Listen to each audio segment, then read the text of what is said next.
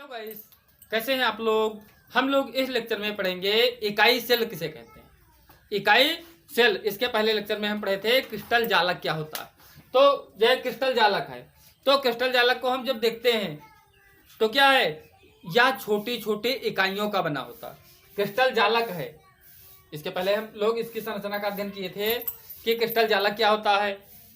तो क्रिस्टल जालक को हम जो देखें तो ये स्वयं क्या है, छोटी छोटी इकाइयों का बना होता है। क्रिस्टल जालक की संरचना प्राप्त करने के लिए हमें क्या है, छोटी छोटी इकाइयों की जरूरत होती है। उसे ही हम कहते हैं इकाई सेल। तो क्या है, संपूर्ण क्रिस्टल संरचना की वह छोटी सी छोटी इकाई जो बार बार दोहराने पर क्रिस्टल की संरचना का निर्माण करती। तो इकाई सेल की डिफिनेशन क्या हो गई, क्योंकि ये फिगर इसलिए ड्रा कर दिए क्योंकि क्या है, इकाई सेल को समझने के लिए क्रिस्टल जालक का होना जरूरी है। तो इसलिए क्या है, यानी क्या है, इसमें क्या हम लिखेंगे, इकाई सेल किसे कहते हैं, संपूर्ण, क्या होगा, संपूर्ण, समझ रहे हैं। तो संपूर्ण क्रिस्टल संरचना की क्या होगा, संपूर्ण क्रिस्टल संरचना की वह छोटी सी छोटी इकाई, छोटी सी छोटी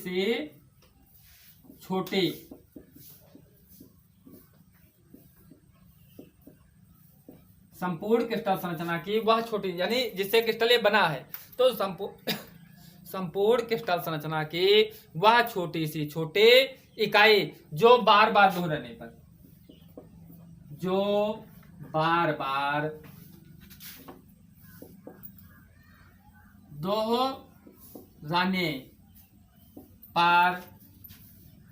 दोहराने पर क्रिस्टल क्या प्राप्त होता है, क्रिस्टल की संरचना का निर्माण होता है, या क्रिस्टल जालक का निर्माण, जो बार बार दोहराने पर क्रिस्टल की संरचना का हो या क्रिस्टल जालक का निर्माण होता है। क्रिस्टल की संरचना का निर्माण होता है।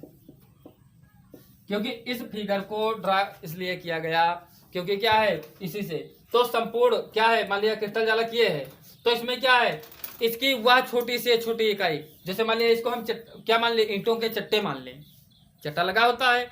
तो क्या है, अब चट्टा काहे का लगा होता है, ईंटों का। तो जो इसके उसमें उस चट्टे में जितनी ईंटें होंगी तो प्रत्येक ईंट को क्या कहेंगे, इकाई सेल। ये हमारा चट्टा लगा है, भट्ठा वाला आया और क्या कर गया, हमने कहा कि क्या है, ये ईंटों का चट्टा लगा दीजिए या ईंटों को व्यवस्थित कर दीजिए।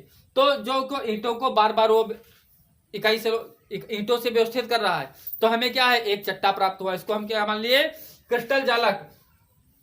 अब क्रिस्टल जालक में क्या है, क्रिस्टल जालक में क्या है, इकाई क्या है, होती इकाई सेल। जैसे चट्टे में ईंटें होती हैं, चट्टे में ईंट इकाई है। अब क्रिस्टल जालक में क्या है, एकांक कोष्ठका इकाई है।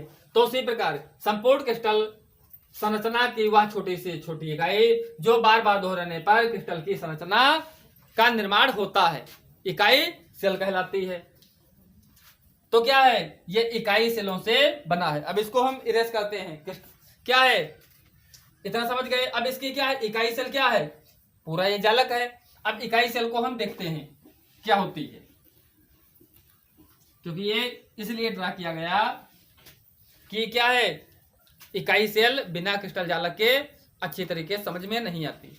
तो क्या है, संपूर्ण क्रिस्टल संरचना की वह छोटी सी छोटी इकाई जो बार बार दोहराने पर क्रिस्टल की संरचना का निर्माण करती है। अब हम ड्रा करते हैं फिगर, यानी क्रिस्टल जालक वो क्या है, इकाई सेल की संरचना। तो क्रिस्टल जालक क्या था, एक पूरा चट्टा था। अब एक ईंट हम बना रहे हैं,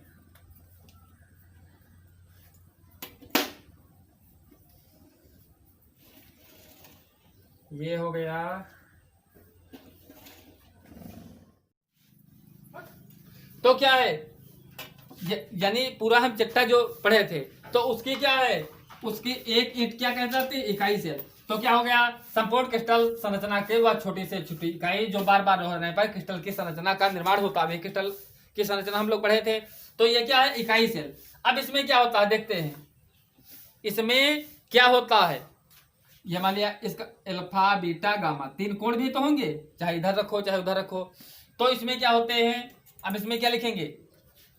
संपूर्ण क्रिस्टल की वह छोटी सी छोटी संरचना जो बार बार दोहराने पर क्रिस्टल जालक प्राप्त होता। तो क्रिस्टल जालक किससे? इसी से निर्माण होता। तो इसमें क्या होते हैं? अच्छा है एक्स वाई है वाई। तो इसमें क्या होते हैं? इसमें एक्स वाई जेड अक्ष होते हैं, सभी लोग जानते हैं अक्ष होते हैं। एक्स वाई जेड क्या होते हैं? अक्ष होते हैं। और क्या होता है? ए बी सी क्या होते हैं? अंताखंड होते हैं, या भुजाओं की लंबाइयों को कहते हैं हम अंताखंड। जितनी भी भुजाएं हैं तथा क्या होते हैं? ए कामा बी कामा सी अंतः खंड होते हैं। एवं क्या होता है? एवं होते हैं अल्फा बीटा और गामा, कोण भी तो होंगे। एवं अल्फा कामा बीटा कामा गामा अंतः कोण होते हैं, अंतः कोण होते हैं। तो क्या है? इकाई सेल डिफिनेशन कितनी सरल कि संपूर्ण क्रिस्टल की वह छोटी से छोटी इकाई क्या है जो बार बार हम रखने पर क्रिस्टल की संरचना प्राप्त होती है, इकाई सेल का। तो इसमें क्या है? एक्स वाई जेड अक्ष होते हैं, ए बी सी अंतःखंड होते हैं और अल्फा बीटा गामा अंतः कोण होते हैं। अब हम लोग पढ़ेंगे इकाई सेल के प्रकार। तो इकाई सेल कितने प्रकार की होती है? निम्न प्रकार की होती है। तो सबसे पहले आता है सरल घनीय सेल। सरल घनीय सेल। तो सरल घनीय सेल क्या होती है? अभी बनाए थे। सिंपल घनीय सेल क्या है? ये सेल है मान लिया। तो सरल घनीय सेल में जो परमाणु हैं, अणु हो चाहे परमाणु हो, यानी अवयवी कण, जो अवयवी कण हैं केवल कोनों पर उपस्थित होते हैं। कहां उपस्थित होते हैं? केवल कोनों पर। इसको हम बोलते हैं यस्सी। क्या बोलते हैं? यस्सी। तो इसमें अवयवी कण क्या होते हैं? केवल कोनों पर उपस्थित होते हैं। तो इसमें कोने देखो कितने हैं? 8 कोने हैं। 2 2 4 2 6 2 8। और प्रत्येक जो कण है, अवयवी कण है, इसका योगदान, ये सुविधा के लिए हम क्या है ये इतना बना देते हैं। वैसे ये गोला जो होता है, इसमें गोला जो होता है ये यहां तक होता है, ये यहां तक होता है, ये इसको टच करता है, ये इसको टच करता है। तो क्या है? इसमें अवयवी कण केवल किसमें कहां उपस्थित होते हैं? कोनों पर उपस्थित होते हैं।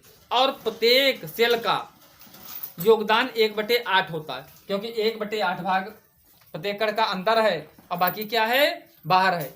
तो इस प्रकार के इकाई सेल में कण केवल कहां उपस्थित होते हैं? कोनों पर उपस्थित होते हैं। अब प्रत्येक कण का योगदान 1/8 होता है। तो इसके लिए जेड बराबर क्या आएगा? यानी कणों का, इकाई सेल में कणों का योगदान कितना होगा? क्योंकि कितने हैं? 8 कोने। कितने हैं? 8 हैं। 8 कोने हैं। अब प्रत्येक कण का योगदान कितना है? 1/8 है।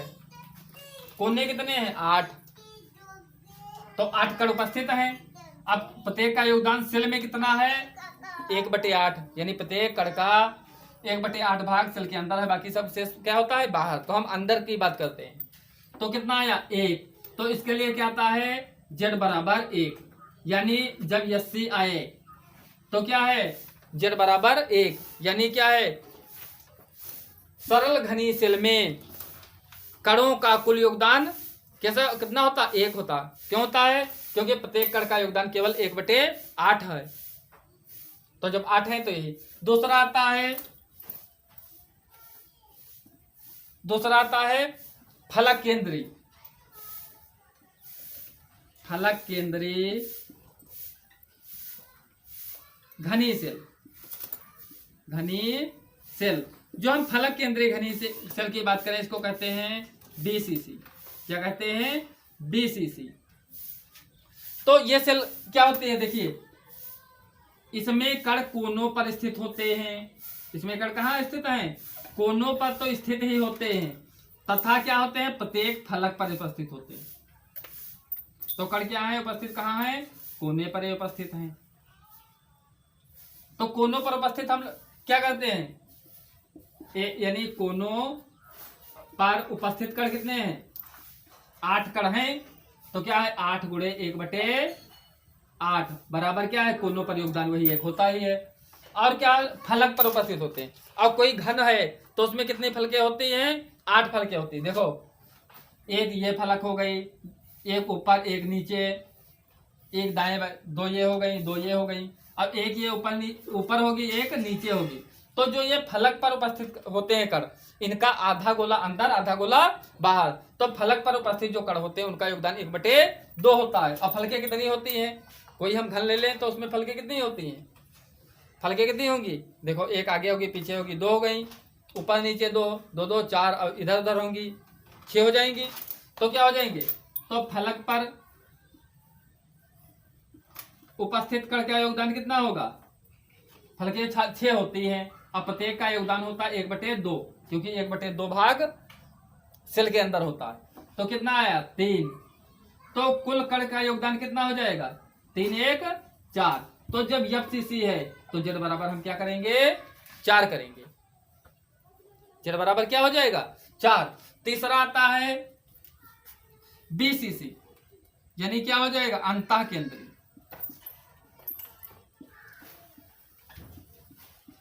तो अंतः केंद्रीय या कहते हैं हम अंतः केंद्रीय घनी सेल। अरे ये गड़बड़ हो गया, इसको कहते हैं एफसीसी। क्या कहते हैं, एफसीसी, फलक केंद्रीय, फलक केंद्रीय लिखे थे। और ये क्या है, अंतः केंद्रीय घनी सेल, इसको कहते हैं बीसीसी। इसको क्या कहते हैं, एससी, इसको कहते हैं एफसीसी, इसको क्या कहते हैं, बीसीसी। क्या कहते हैं, बीसीसी। तो बीसीसी में इसमें कण कहाँ उपस्थित होते हैं, ये सेल है, तो इसमें कण कहाँ उपस्थित होते हैं, कोनों पर उपस्थित होते हैं। कोनों पर तो उपस्थित ही होते हैं। और क्या होता है, एक कण इसके बीच में उपस्थित होता है। और बीच में जो कोई चीज गेंद मान लिया बीच में डिब्बे में रख दिया जाए तो क्या है, वो पूरा स्थान डिब्बे में घेरेगी। तो क्या होता है, तो इसमें क्या होता है, कोनों पर उपस्थित कण, कोनों पर उपस्थित कण कितने हैं, 8 गुणे 1/8, यानी क्या है, 1। और क्या है, केंद्र में उपस्थित कण है तो योगदान पूरा होगा। केंद्र पर उपस्थित कण का योगदान कितना होगा, 1, क्योंकि एक कण है, अब वो क्या है, अंदर ही है, बाहर तो है नहीं। तो उसका, तो इसमें जेड बराबर क्या हो जाएगा, 2। अगर हम बीसीसी के बजाय ईसीसी ले लें, यानी काय केंद्रीय कभी कभी आता है, तो काय केंद्रीय भी क्या होता है, काय केंद्रीय में होता है एक यानी अल्टरनेट फरक पे, ये कण यहाँ उपस्थित, ये कण यहाँ उपस्थित, बीच में नहीं होता है, तभी क्या है, उसका योगदान आधा आधा होता है, तभी उसके लिए जेड बराबर 2 आता है। तो पुनः देखते हैं, सरल घनी सेल में कण कोनों पर उपस्थित होते हैं, कणों का योगदान प्रत्येक कण का 1/8 होता है। तो 8 गुणे 1/8 बराबर 1, यानी जेड बराबर 1 होता है। फलक केंद्रीय पर देखते हैं एफसीसी में, तो क्या है, कण क्या है, कोनों पर उपस्थित के साथ साथ फलकों पर उपस्थित होते हैं। 6 फलके होते हैं जिनका योगदान आधा होता है। तो इसमें कणों का योगदान कितना होता है, 4। बीसीसी में क्या होता है, कण कोनों पर उपस्थित है, कोनों पर उपस्थित 1/8 योगदान है, तो 1 योगदान कणों क्या आ गया, कोनों वाला आएगा। अब केंद्र पर उपस्थित कणों का योगदान पूरा है, इसलिए एक कितने हो गए, 2। तो कुल कणों का कुल योगदान कितना होता है, 2।